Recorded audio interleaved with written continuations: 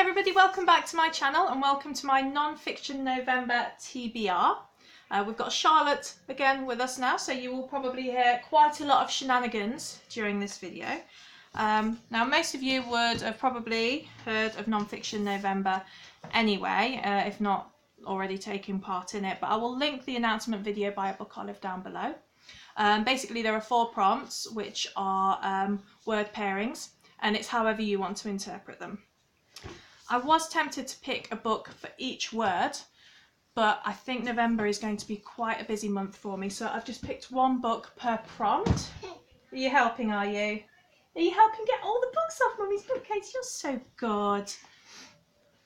So, the first word pairing was past time or pastime, and I've chosen past time. And oh dear, come here. You can't play with Mummy's phone right now, can you? Because I'm using it. And I have chosen Miranda Seymour's In Byron's Wake, The Turbulent Lives of Lord Byron's Wife and Daughter, Annabella Milbank and Ada Lovelace. Now, Miranda Seymour is a local author to me, and also I live just down the road from Newstead Abbey, which was Byron's ancestral family home, and one of my most favourite places in the world. One day I'm going to film it for you so you can see it if you never get a chance to visit yourself. It is beautiful. In 1815, the clever, courted and cherished Annabella Milbank married the notorious and brilliant Lord Byron. Just 1 year later she fled, taking with her their baby daughter, the future Ada Lovelace. Byron himself escaped into exile and died as a revolutionary hero in 1824, aged 36. The one thing he had asked his wife to do was make sure that their daughter never became a poet. Ada didn't. Brought up by her mother, who became one of the most progressive reformers of Victorian England, Byron's little girl was introduced to mathematics as a means of calming her wild spirits. Educated by some of the most learned minds in the country, she combined that scholarly discipline with a rebellious heart and a visionary imagination. As a child invalid, Ada dreamed of building a steam-driven flying horse. As an exuberant and boldly unconventional young woman, she amplified her explanations of Charles Babbage's unbuilt calculating engine to predict, as nobody would do for another century, the dawn of our modern computer age. So yeah, it's looking at their lives, and I'm really looking forward to this. I've had this book since the book launch, and I have this lovely signed copy. So yeah, very much looking forward to getting to that one. The next word pairing was self or shelf, and for that I chose The Secret Library by Oliver Teal. This looks at the last few thousand years of books and bookish things. So, you know, books about books, what more do you need? So, Secret Library. And then the next one is Wonder or Wonder. Now for this, I was absolutely convinced that I'd bought on my Kindle ages ago a book by Richard Holmes called Footsteps, which followed some romantic writers' journeys through Europe. Can't find it, although it's scary actually going through your Kindle and seeing just how much stuff you've bought and forgotten about, so I really need to start reading these books. One of the ones that I'd bought and forgotten about was this, The Old Ways, A Journey on Foot by Robert Macfarlane. If you can see that. Let me get the synopsis up for you. I have a very old tablet. Well, basically, it's Robert Macfarlane travels around Britain on foot, and it's looking at all the sort of ancient byways and highways and the stories associated with the areas, like ghost stories and things like that. So I'll get a link for all the books and I'll put them down below. So if you are interested in anything else, because I know that all my explanations are really hurried and rushed because I've got a little terror charging around me. If you are interested in finding out any more, you can just follow the links. So I'm going to read that one. And then finally, Micro or Macro, and I've possibly stretched my interpretation of this a little bit because I want to listen to this book. And that is Total Recall by Arnold Schwarzenegger.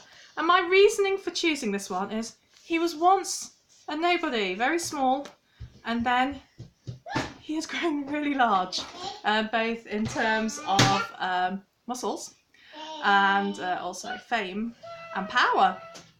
So I've been really looking forward to reading that. I don't know if he wrote it all himself, doubtful, but I believe he narrated some of the audiobook. So yeah, I'm looking forward to that. I find him a really, really fascinating man, actually. The more so the older he gets, I find him really, really interesting. My daughter's playing with my son at the moment. That's the screaming. She's not being murdered or anything, I promise. Pretty sure anyway.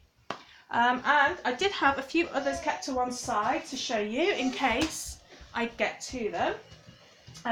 I've got two of the Miranda Seymour books. In My Father's House, which is based on her father's love for Thrumpton Hall, which is another local country house to me.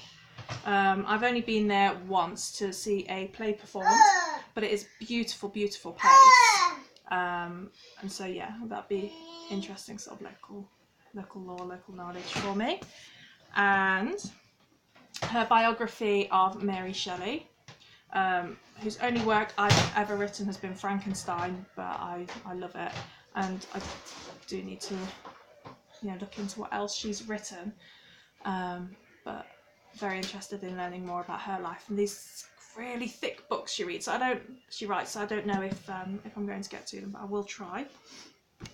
And then finally, because it's Halloween and I'm obsessed with Ghost Adventures, and I can, Zach Bagans and Kelly Krieger, I Am Haunted, Living Life Through the Dead. There goes more things off my shelves. Paranormal investigator Zach Bagans has travelled all over the world, seeking answers to life's deepest and most terrifying mysteries. What happens when we die? Why do some spirits move on while others remain stuck in some sort of in-between place? What do the spirits really want from us? Charlotte, 5! What are you screaming for? Come here. Zach has dedicated his life to finding out the truth. He has bought a demon house in Indiana that is being described as a portal to hell, summoned the devil at the Hellfire Club in Ireland, and been attacked by a possessed doll in Mexico. But sometimes it's his interactions with the living that rattle him the most. From innocent people harbouring evil spirits to Charlotte, to crazed fans, to the victims of violent spirit attacks. Through his investigations of the world's most haunted places, Zach has learned far more about the living and the dead than anyone should. He's been to the edge of death and back and come away with a spiritual key that unlocks doors to another world that few have ever seen. Come along for the ride. I will, Zach. Thanks for inviting me. So yeah, that is everything. Sorry that it was so rushed and loud and, toddlery. But she kind of comes with the territory. She lives here. Can't do anything about that. Hi. Your mummy's beauty. So thank you very much for watching, if you did. And what are you reading for Non-Fiction November? I would love to hear about it. Anything that you think I would be interested in. I'm always looking to add to my TBR, even though I've got a gajillion books to read already. But yeah, thank you very much for watching, and I will chat with you soon. Bye!